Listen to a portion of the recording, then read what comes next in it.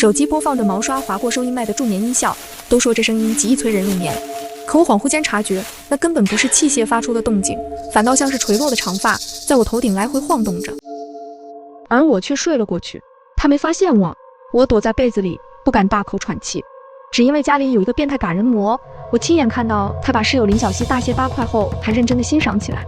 我蹑手蹑脚躲回自己的房间，似乎是我的声音被他发现了。我听到他朝我的房间走来，我的身体不听使唤地抖起来，在心里不断默念，他没发现我。没想到真的奏效了，他的脚步声在走廊停留了片刻后，朝着家门外走去。我小心翼翼爬下床，想去查看林小溪的状况，没想到赶人魔在这时杀了个回马枪。他用剪刀取下林小溪的长发，接着目标明确地走到我的床前。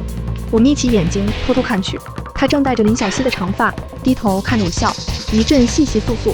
我感觉到一阵刺骨的寒意，从噩梦中清醒过来，我猛地从床上坐了起来。我也不知道自己为什么会做这种噩梦。梦洁和徐念已经起床了。交代，你又通宵了？没有，昨晚我梦到……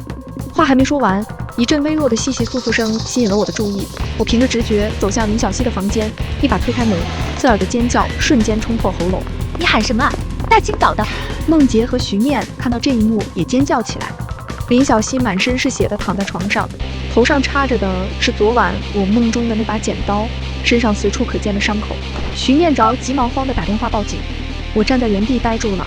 帽子叔叔说，林小溪的致命伤是头部的那把剪刀，推断凶手是先用绳子让死者窒息，然后才用剪刀将其杀害。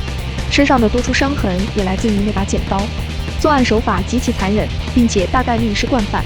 被带去警局的路上，我看向窗外出神，因为这和我昨晚的梦高度相似，只是死法不同而已。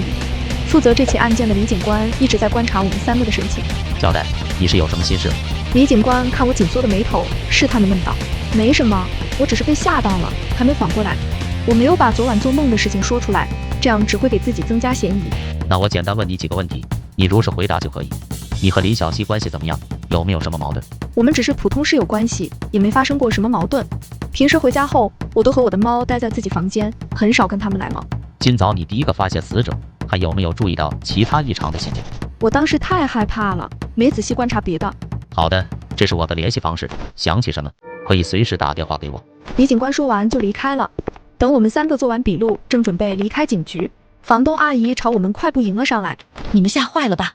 这样，我还有一套空着的房子，你们今天先搬过去，免费给你们住，想住多久都没问题。房东阿姨一脸不好意思地说，就是能不能帮阿姨保密，别把这事往外说。我毫不在意，但徐念和梦洁看起来却很得意，暗示阿姨在免掉水电费。